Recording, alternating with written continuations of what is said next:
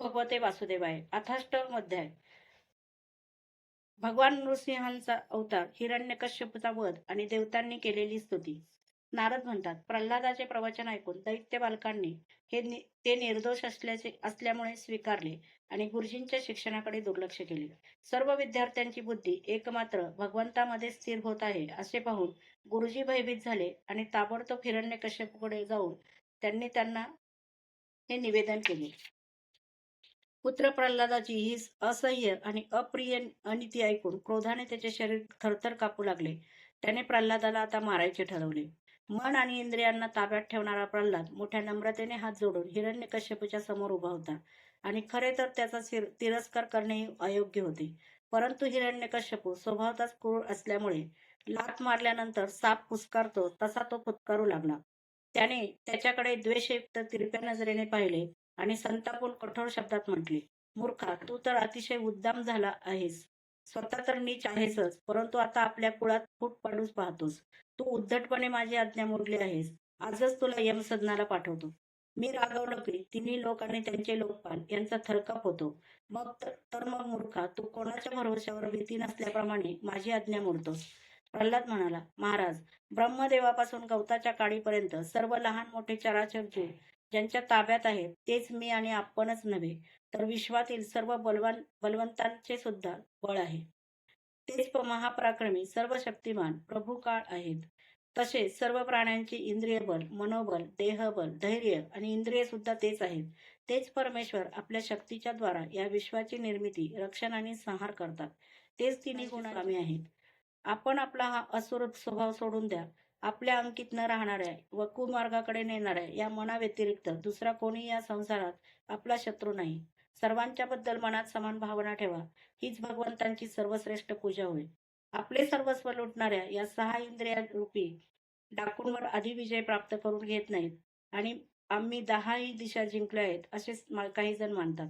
मात्र ज्या ज्ञानी आणि जितेंद्रिय महात्म्याने सर्व प्राण्यांविषयी समभाव बाळगला त्याला त्याच्या अज्ञानातून प्रकट होणारे काम, क्रोधादी शत्रू सुद्धा असत नाहीत. मग बाहेरचे शत्रू कोठून असतील? हिरण्यकश्यप म्हणाला, अरे मंदबुद्धी, तुझ्या बरळण्याची तर हद्द झाली. तू खात्रीने मरू इच्छितोस, कारण जो मरणाच्या दारी असतो तोच अशा तऱ्हेची बडबड करतो. अरे अभाग्या, माझ्याखेरीज जो कोणी अन्य जगाचा स्वामी आहे असे तू सांगितलेस, तो तुझा जगदीश्वर आहे कोठे? तो सर्वत्र असेल तर मग या खांबात का नाही दिसत? वायफळ बडबडणाऱ्या तुझे डोके हा मी उडवतो. ज्याच्यावर तुझा एवढा भरोसा आहे तो तुझा हरी तुझे रक्षण करू दे. तो अत्यंत बलवान महादैत्य अशा प्रकारे भगवंतांच्या परमभक्त असणाऱ्या मुलाला, प्रल्हादाला रागाने वारंवार वेडेवाकडे बोलून त्रास देऊ लागला. नंतर हातात खडक घेऊन त्याने सिंहासनावरून खाली उडी मारली आणि अतिशय जोराने तेथील एका खांबावर ठोसा मारला. हे राजा, त्याच वेळी त्या खांबातून एक महाभयंकर आवाज ऐकू आला. त्या आवाजाने ब्रह्मांडच फाटले की काय असे वाटू लागले. सत्य लोकांपर्यंत जेव्हा तो आवाज पोहोचला तेव्हा तो ऐकून देवादिकांनी वाटले की जणू आपल्या लोकात प्रलय होऊ लागला आहे. प्रल्हादाला मारण्यासाठी हिरण्यकश्यपूने जेव्हा जोरात उडी मारली तेव्हा दैत्य सेनापतींचा सुद्धा भयाने थरकाप उडवून देणारा तो अद्भुत आणि अपूर्व आवाज त्याने ऐकला. पण हा आवाज करणारा कोणी त्या सभेत त्याला दिसला नाही. आपले सेवक प्रल्हाद आणि ब्रह्मदेव यांची वाणी सत्य करण्यासाठी आणि सर्व पदार्थांमध्ये आपली व्यापकता दाखवण्यासाठी त्याच वेळी सभेमध्ये त्या खांबातून अतिशय आश्चर्यकारक रूप धारण करून भगवंत प्रकट झाले. ते रूप ना सिंहाचे होते ना मनुष्याचे. हिरण्यकश्यपू ज्यावेळी आवाज काढणाऱ्याचा शोध घेत होता त्याच वेळी खांबातून निघणाऱ्या त्या अद्भुत प्राण्याला त्याने पाहिले. तो विचार करू लागला, हा तर मनुष्य नाही की पशुही नाही, तर मग हा नृसिंह रूपातील अलौकिक प्राणी कोण आहे? तो असा विचार करत होता तोच त्याच्या अगदी समोर नृसिंह भगवान उभे राहिले. त्यांचे ते रूप अतिशय भयानक होते. तापलेल्या सोन्याप्रमाणे पिवळे धमक भयानक डोळे होते. जांभई दिल्यामुळे आयाळ इकडे तिकडे फडफडत होती. दाढा अतिशय विक्राळ होत्या. तलवारीप्रमाणे चमकणारी, सुरीप्रमाणे धारदार तीक्ष्ण जीभ होती.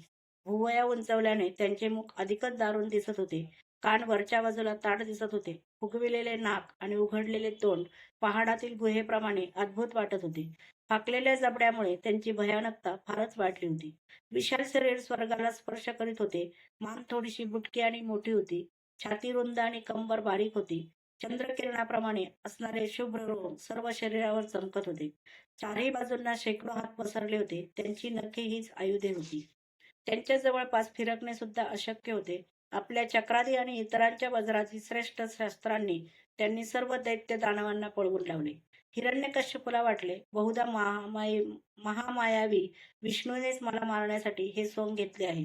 परंतु त्याच्या त्या चालीने माझे काय वाकडे होणार आहे, असे म्हणत आणि गर्जना करीत तो दैत्यरूप हत्ती हिरण्यकश्यपू हातात गदा घेऊन नृसिंहावर तुटून पडला.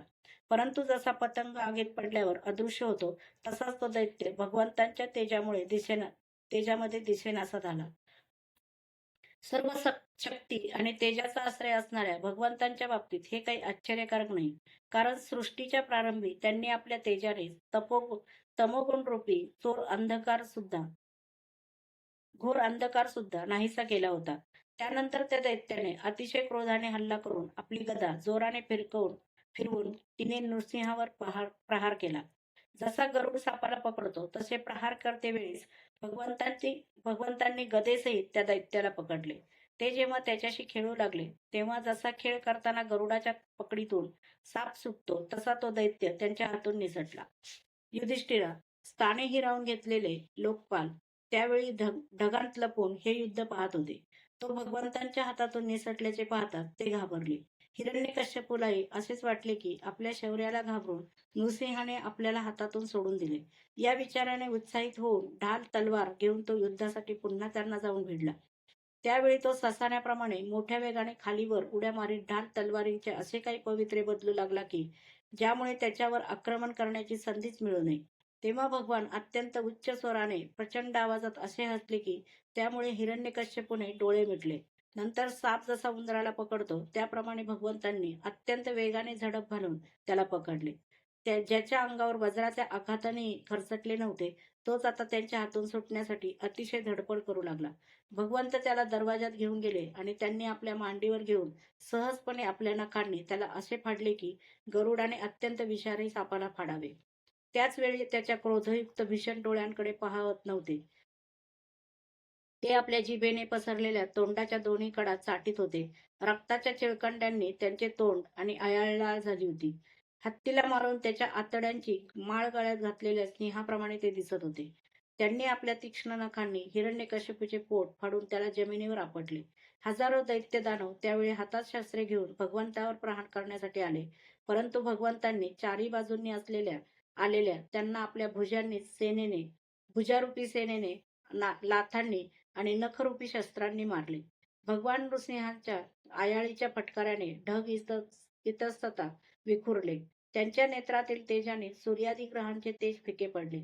त्यांच्या श्वासांच्या जोराने समुद्र खवळले आणि सिंहनादाने भयभीत होऊन हत्ती चित्कार करू लागले. त्यांच्या आयाळीला धडकून देवतांची विमाने अस्ताव्यस्त झाली. स्वर्ग डळमळू लागला.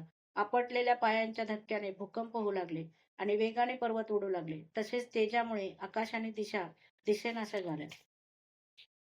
यावेळी भगवंतांची सामना करील असा कोणी दिसत नव्हता. शिवाय त्यांचा क्रोधही वाढतच होता. राजसभेत ते उंच सिंहासनावर जाऊन विराजमान झाले. त्यावेळी त्यांच्या अत्यंत तेजस्वी आणि क्रुद्ध झालेल्या भयंकर चेहऱ्याकडे पाहून त्यांच्याजवळ जाऊन त्यांची सेवा करण्याचे कोणालाही धाडस झाले नाही. जेव्हा स्वर्गातील देवींना ही आनंदाची बातमी समजली, तिन्ही लोकांचे डोकेदुखी असलेला हिरण्यकश्यपू युद्धामध्ये भगवंतांच्या हातून मारला गेला, तेव्हा आनंदाने त्यांचे चेहरे प्रफुल्लित झाले. त्या भगवंतावर वारंवार पुष्पवर्षा करू लागल्या. त्यावेळी विमानातून आलेल्या देवतांची भगवंतांच्या दर्शनासाठी आकाशात गर्दी झाली. देवांचे ढोल आणि नगारे वाजू लागले. गंधर्वराज गाऊ लागले. अप्सरा नृत्य करू लागल्या. राजा त्याच वेळी ब्रह्मदेव, इंद्र, शंकर इत्यादी देव, ऋषी, पितर, सिद्ध, विद्याधर, महानाग, मनु, प्रजापती, गंधर्व, अप्सरा, चारण, यक्ष, किंपुरुष, वेताळ, सिद्ध, किन्नर आणि सुनंद, कुमुद वगैरे भगवंतांचे सर्व पार्षद त्यांच्याजवळ आले.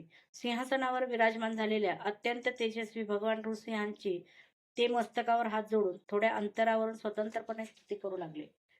ब्रह्मदेव म्हणाले, प्रभो, आपणच अनंत आहात. आपल्या शक्तीचा कोणाला अंत लागत नाही. आपला पराक्रम अद्भुत आणि कर्म पवित्र आहे. जरी आपण गुणांच्या द्वारा आपल्या लीलेने संपूर्ण विश्वाची उत्पत्ती, पालन आणि प्रलय करीत असला तरी स्वतः निर्विकार असता मी आपणास नमस्कार करू.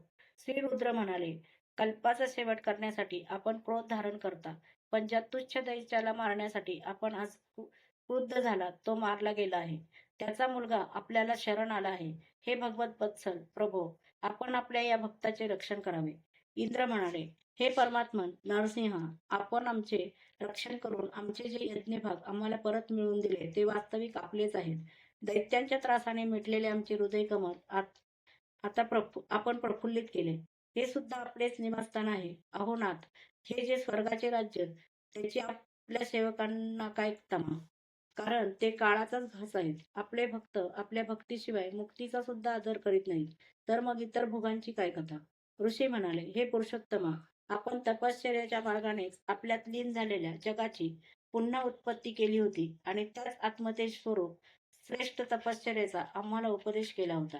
या दैत्याने त्या तपश्चर्याचा विध्वंस केला होता. हे शरणागत वत्सला, त्या तपश्चर्याचे रक्षण करण्यासाठी अवतार धारण करून त्याच उपदेशाला आपण अनुमोदन दिले आहे. पितर म्हणाले, प्रभू, आमचे पुत्र आमच्यासाठी जे पिंडदान करीत ते हा बळजबरीने हिसकावून घेऊन खात असे. तेव्हा जेव्हा ते तीर्थामध्ये किंवा पर्वकाळी तिलतर्पण करीत ते सुद्धा हा पीत असे. आज आपण आपल्या नखांनी त्याचे पोट फाडून ते सर्व आम्हाला परत दिले आहे. सर्व धर्माचे आपणच रक्षण करते आहात.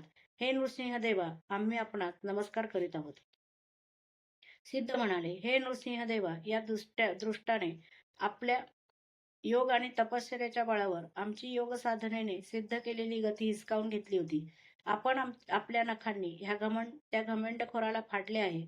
विनम्र भावाने आम्ही आपल्या चरणांना नमस्कार करीत आहोत.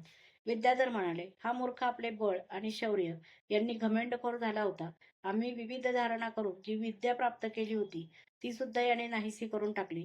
युद्धामध्ये आपण याला यज्ञ पशुप्रमाणे मारले. मायेने नृसिंह बनलेल्या आपणास आम्ही नित्य नमस्कार करीत आहोत. नाग म्हणाले, ज्या पाप्याने आमचे मणी आणि आमच्या श्रेष्ठ व सुंदर स्त्रियांना सुद्धा हिसकावून घेतले, त्याची छाती फाडून आपण आमच्या पत्न्यांना अतिशय आनंदित केले आहे. प्रभू, आम्ही आपणास नमस्कार करीत आहोत. मनू म्हणाले, देवादिदेवा, आम्ही आपले आज्ञाधारक मनू आहोत. त्या दैत्याने आमची धर्ममर्यादा उल्लंघली होती. त्या दुष्टाला आपण मारले. आम्ही आपले सेवक आहोत. आम्ही आपली काय सेवा करावी याविषयी आज्ञा करा. प्रजापती म्हणाले, परमेश्वरा, आपण आम्हाला प्रजापती बनवले होते, परंतु याने मनाई केल्याने आम्ही प्रजा उत्पन्न करू शकत नव्हतो. आपण याची छाती फाडली आणि हा जमिनीवर कायमचा झोपी गेला. सत्वमय मूर्ती धारण करणाऱ्या हे प्रभू, आपला हा अवतार जगाच्या कल्याणासाठी आहे. गंधर्व म्हणाले, प्रभो, आम्ही आपल्यासाठी नृत्य करणारे, अभिनय करणारे आणि संगीत ऐकवणारे सेवक आहोत. ज्या दैत्याने आपले बळ, शौर्य आणि पराक्रमाने आम्हाला त्याचे गुलाम करून ठेवले होते, त्याची आपण ही दशा केलीत. कुमार्गाने जाणाऱ्याचेच कधीच कल्याण होत नाही हेच खरे. चारण म्हणाले, प्रभो, सज्जनांच्या हृदयाला पीडा देणाऱ्या या दुष्टाला आपण संपवले आहे. जे प्राप्त होतात जन्म मृत्यूरूप संसार चक्रातून सुटका होते, त्या आपल्या चरणकमलांना आम्ही शरण आलो आहोत. यक्ष म्हणाले, हे नरहरे, आपल्या श्रेष्ठ कर्मामुळे आम्ही आपल्या सेवकांमध्ये प्रधान म्हणून गणले जात होतो, परंतु हिरण्यकश्यपूने आम्हाला आपली पालखी वाहणारे भोई बनवले. हे प्रकृतीच्या नियामक परमात्मा, यांच्यामुळे लोकांना होणाऱ्या कष्टाच्या जाणीवेनेच आपण त्याला मारले आहे. किमपुरुष म्हणाले, आम्ही अत्यंत तुच्छ असे किमपुरुष आहोत आणि आपण सर्वशक्तिमान महापुरुष आहात. सत्पुरुषांनी याला धिक्कारले, म्हणूनच हा खूप पुरुष नष्ट झाला. वैतालिक म्हणाले, भगवन, मोठमोठ्या सभा आणि ज्ञानयज्ञांमध्ये आम्ही आपल्या निर्मल यशाचे गायन करून मोठी प्रतिष्ठा प्राप्त करून घेत होतो. या दुष्टांनी आमचे हे उपजीविकेचे साधनच नष्ट केले होते. महारोगाप्रमाणे या दुष्टाला आपण मुळापासून उखडून टाकले, ही मोठी सौभाग्याची गोष्ट आहे. किन्नर म्हणाले, आम्ही किन्नरगण आपले सेवक आहोत. ह्या दैत्याने आम्हाला वेठबिगार केले होते. हे हरे, आज आपण या पाप्याला नष्ट केले. हे नरसिंह प्रभू, अशीच आपण आमची भरभराट करीत राहावे.